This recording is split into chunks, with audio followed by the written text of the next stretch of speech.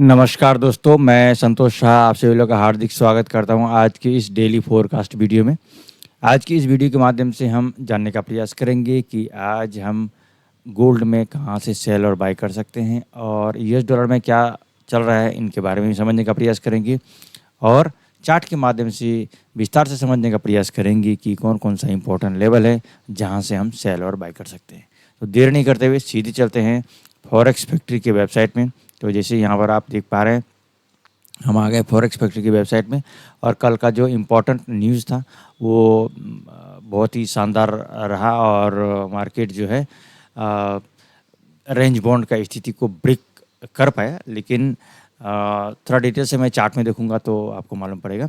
और कोई जो है रेट में रेट जैसे कल हम बातचीत किया था कि उसका कोई कटौती या उसमें कोई इंक्रीज़ भी नहीं किया, बढ़ाया भी नहीं घटाया भी नहीं, और जो फोरकास्ट था वही था, जो पहले था वही है। तो जिसकी वजह से ज़्यादा वॉलेटिलिटी नहीं मिला मार्केट में, लेकिन मार्केट जो एक रेंज बॉन्ड में चल रहा था उससे वो निकल गया। ठीक है। और आज का जो एक इम्पोर्टेंट न्यूज़ है वो है आपको शाम को 6 बजे, जो कि वीकली अनएम्प्लॉयमेंट क्लेम पे, और इसके ऊपर में भी बहुत कुछ डिपेंड करेगा और मार्केट उस टाइम में वॉलेटिलिटी तो रहेगा। हम चलते हैं चार्ट पे। तो चार्ट के माध्यम से अगर हम देखेंगे तो डे 1 में आप देख पा रहे हैं पिछले 2 दिन से बहुत ही शानदार वो बुलिश रहा था। उसके बाद ये थोड़ा सा रिट्रेस किया एक दिन, उसके बाद आज फिर से वो अपना जो रास्ता है वो पकड़ लिया है और कोशिश कर रहा है इसको ब्रेक करने का। जब इसको ब्रेक करेगा तो फिर न्यू ऑल टाइम हाई के लिए निकलेगा। ठीक है। तो डे 1 में जो ट्रेंड है उसको पहचानना है, तो ट्रेंड बिल्कुल बुलिश है और हर डीप से हम बाई की ओर प्रेफर करेंगे। चलते हैं हम H1 का चार्ट पे। तो H1 के हिसाब से अगर देखेंगे तो एक सप्लाई जोन पे है और इस सप्लाई जोन के हिसाब से मालूम ही आपको क्या करना चाहिए, और यहाँ पर कोशिश कर रहा है इसको ब्रेक करने का। और एक बार तो बेनिफिट दे ही दिया और दोबारा भी बेनिफिट दिया, 2 बार 7-8 डॉलर का, यानी कि 70 से 80 लगभग। यहाँ पर अगर देखेंगे यहाँ पर गया ये 3414 में और वापिस आया है ये 3406, 80 पिप का बेनिफिट तो दे चुका है। तो जोन में आपको बेनिफिट मिलता है। अब क्या करना है, अगर इस जोन को ब्रेक करके ऊपर जाता है और वहाँ पर रिट्रेस करता है तो फिर यहाँ से हम बाई करेंगे और इस जगह तक हम बाई को रखेंगे। ठीक है। ये ध्यान रखना है जैसे कि ये वाला एक लेवल था, यहाँ पर रेंज बाउंड कर रहा था ये, तो जैसे इसको ब्रेक किया तो मार्केट बिल्कुल अगला लेवल तक पहुँच गया। तो उसी तरह से अगर इसके ऊपर जाता है तो फिर अगला लेवल यहाँ पर है, यहाँ पर पहुँच जाएगा। ये बात ध्यान में रखना पड़ेगा। तो नीचे का जो डिमांड जोन था वो डिमांड जोन को बहुत ही शानदार प्रकार से काम किया और रेंज बाउंड का स्थिति से निकला। कोशिश किया डाउन साइड जाने का, लेकिन बायर्स लोगों ने उसको जाने नहीं दिया, वापस उसको लेकर आ गया। ठीक है।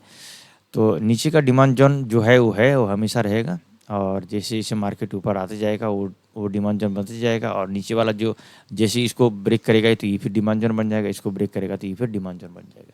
ठीक है। अब हम चलते हैं M15 का चार्ट में। तो M15 के हिसाब से देखिए मार्केट यहाँ पर कोशिश कर रहा है उसको ब्रेक करने का। अगर इसको ब्रेक नहीं कर पाएगा तो दोबारा से यहाँ पर आएगा, फिर यहाँ से वो जाएगा, यानी कि 3398 या 3400 के पास फिर से आके फिर जा सकता है, या तो फिर इसके अंदर में फिर घुस जाता है तो फिर इस जगह फिर ये घूमेगा, फिर यहाँ आके फिर जाएगा। तो ये चलेगा, और इसीलिए हमें जोन पता रहना चाहिए। और अगर ये जोन आपको पता रहेगा तो उसी हिसाब से आप प्लानिंग कर सकते हैं कि कहाँ कहाँ से हम सेल और बाय को ले सकते हैं। जैसे इस वक्त कुछ नहीं करना है, जो आपने यहाँ पर बाय लिया था इसका प्रॉफिट बुक कर लीजिए। अगर इसके ऊपर क्लोजिंग देगा फिर जाके हमें आगे तक के लिए सोचना है। तो अभी चुपचाप रहिए, यहाँ से जैसे बाहर निकल गया ही तब जाके हमें फिर बाय लेना है। अगर यहाँ पर अभी क्लोजिंग दे दिया है जिस प्रकार से, इस हिसाब से अभी इसको सेलिंग बन रहा है और ये यहाँ तक के लिए बन रहा है, तो इसका आप ऐसा लेके सेल में भी आ सकते हैं, लेकिन यहाँ तक आप उसका सेल का प्रॉफिट बुक करना है। तो ये सिस्टम है जिसको कि हमें फॉलो करना है। जब हम इन चीज़ों को फॉलो करेंगे तो सेल और बाई दोनों चीज़ में हम प्रॉफिट लेंगे, लेकिन हमें एसएल लगाना पड़ेगा। जहाँ एसएल बनता है उस जगह पे एसएल लगा के अगर आप ट्रेड करेंगे तो आपको हमेशा बेनिफिट रहेगा। हम चलेंगे अगर DXY को समझने का कोशिश करेंगे तो DXY में एक जो रेंज बाउंड वाला स्थिति चल रहा था डे 1 से, तो आप देख ही रहे हैं, और ये इस जगह से जब तक नहीं निकलेगा तब तक आप इसका जो ट्रेंड है किस ओर है अभी कहना मुश्किल है डे 1 के हिसाब से, लेकिन H1 में बुलिश हो रखा है। और नीचे से वो जो कल दिन भर तो ऐसे वो रेंज बन रहा, लेकिन इसको ब्रेक करके फिर नीचे आया है ये। अगर यहाँ से आके फिर चला जाता है तो ये बुलिश ट्रेंड में ही रहेगा इसका, ठीक है। तो डॉलर का इम्पैक्ट गोल्ड पर रहेगा, और डॉलर अगर कमज़ोर होता है तो गोल्ड मजबूत होगा, ये स्वाभाविक सी बात है। तो डॉलर में ज़्यादा कुछ नहीं है नज़र आ रहा है, और डॉलर भी अभी रेंज बाउंड का स्थिति में है। जैसे यहाँ पर देख रहे हैं 100 से लेके और यहाँ पर 98 के बीच में ही मार्केट जो है बहुत दिनों से है। तो इसको भी ब्रेकआउट अगर करता है किसी एक साइड में, तब जाके फिर इसका जो ये स्थिति टूटेगा, एक तो सेल साइड में या तो बाई साइड में, ठीक है। अगर डाउन साइड में जाएगा तो फिर ये गोल्ड बाई साइड की ओर चलेगा, और ये अगर अप साइड की जाएगा तो गोल्ड थोड़ा करेक्शन कर सकता है, ठीक है। तो ये है इन्फॉर्मेशन। मैं उम्मीद करता हूँ कि ये जानकारी आप लोगों को बेनिफिट करेगा। लेकिन आज के लिए अगर एक बात करेंगे तो गोल्ड को डीप से बाय को ही प्रीफर करेंगे, अगर वन साइड अगर आप बात करेंगे तो, क्योंकि जियोपॉलिटिकल स्थिति अच्छा नहीं है, जिसके कारण से गोल्ड जो है, गोल्ड का जो मूवमेंट है वो बुलिश ही है, और नीचे उतना ज़्यादा जाना नहीं दे रहा है, फिर से वापस उसी जगह लेके आ जा रहा है, ठीक है। तो इसलिए हमें हर डिप से बाय को ही प्रेफर करना चाहिए।